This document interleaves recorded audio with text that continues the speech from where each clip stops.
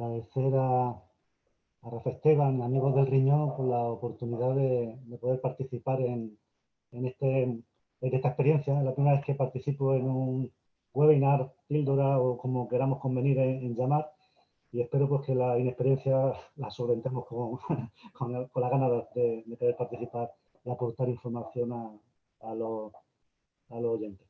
Pues bien, el reto que me planteo, Rafael, es de plantear un caso clínico en el que a lo mejor la intervención del estudio genético pues puede ser determinante. Y me planteo un caso, pero revisando creo que he encontrado otro que a mi modo de ver ejemplifica este hecho. Y el que quiero haceros presentar, ¿no? Vamos a hacer un poco un viaje en el tiempo, vamos a meternos en la historia de una paciente, es decir, en un caso real. Voy a usar nombres ficticios pues, para no revelar la identidad de la paciente y de la familia, porque cuando hablamos de genética no hablamos del individuo, hablamos de familia.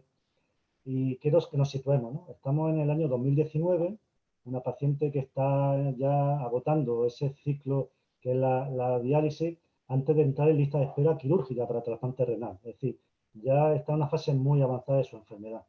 Pero vamos a dar un salto en su cronología, en su historia personal, y nos vamos a ir al año 85.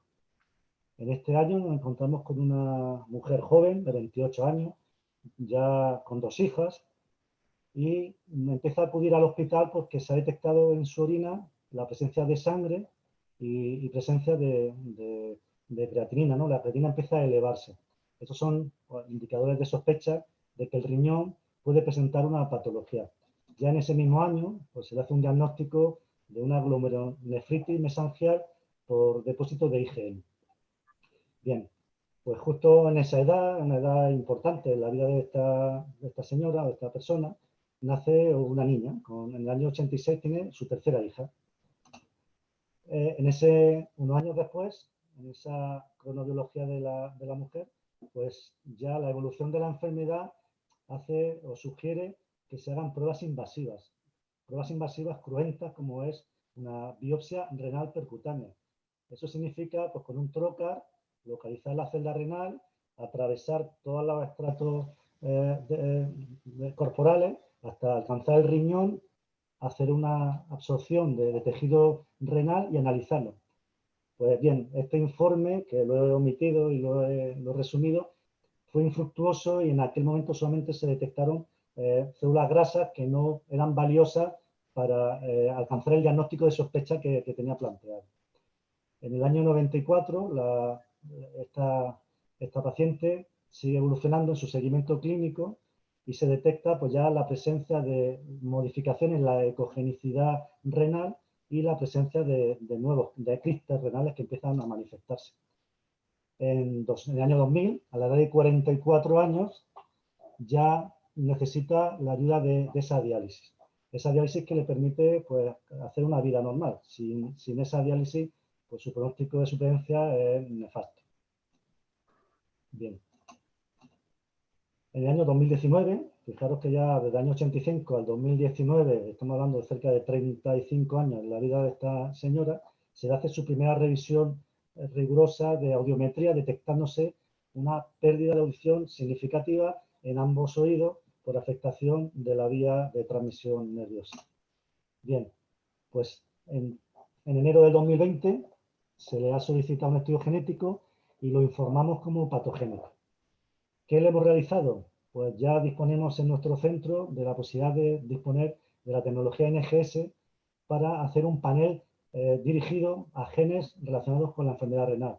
Y dentro de ellos, de esos 44 genes, se incluyen 3 especialmente significativos, que son el COL4A3, el COL4A4 y el COL4A5. Y son significativos porque hacen o permiten identificar una enfermedad muy importante que es el conocido como síndrome de Alport.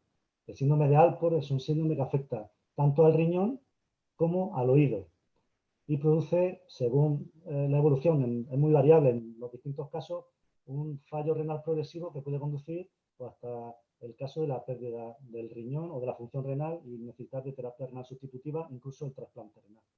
Pues veis aquí representado una captura de la secuencia donde hemos localizado en el cromosoma 2 una variante missense en el que se sustituye pues, una glicina, una guanina por una adenina, que da lugar a un cambio de aminoácido en esta posición de la secuencia y está clasificada como probablemente patogénica. Se acompaña de otra lesión en el mismo gen que hace que también contribuya a la malignidad del caso. Por lo tanto, hemos confirmado que el gen COL4-3 está dañado de forma significativa y puede explicar y hacer coincidir o verificar el diagnóstico de síndrome de Alport en la paciente. El colágeno 4A3 es un gen enorme que se constituye por una ingente cantidad de segmentos, de exones, y es la típica estructura de los genes del colágeno. Los genes del colágeno hay que verlos como las grandes vigas estructurales que ayudan a conformar la estructura tisular de los órganos, en particular pues el riñón, pero también otros órganos como puede ser el órgano vestibular de la audición. Por eso se acompañan las lesiones o la evolución de esta enfermedad con la lesión en estos órganos. En el caso de la paciente, ubicamos o localizamos las dos lesiones identificadas en estas regiones, tanto en el exón 6 como en el exón 18 de este gen. Bien, vamos a ver ya el caso familiar. Como señalaba Amelia, nosotros utilizamos una potente herramienta de diagnóstico genético que es el árbol genealógico. El árbol genealógico nos permite visualizar a un núcleo de familias relacionadas entre sí y la manifestación de síntomas. En este árbol genealógico que os muestro, lo que estoy visualizando son síntomas renales. Los círculos representan a la figura femenina y los cuadrados la figura masculina. Y los círculos sombreados son aquellos que manifiestan algún signo de alteración renal. En el caso de nuestra paciente, que vamos a llamar María, por ejemplo, de 64 años, nació en el año 56, presenta hematuria desde los 28 años, como hemos visto en el informe inicial. Se realizó una biopsia en el año 90, entró en hemodiálisis a partir del año 2020, muestra síntomas de lesión auditiva y es positiva para la lesión en el colágeno 4A3 y está en lista de espera para la cirugía de trasplante renal. Bien, María tiene 3 hijas. Curiosamente, las 3 hijas, a la edad de 8 años, ambas empezaron a manifestar hematuria.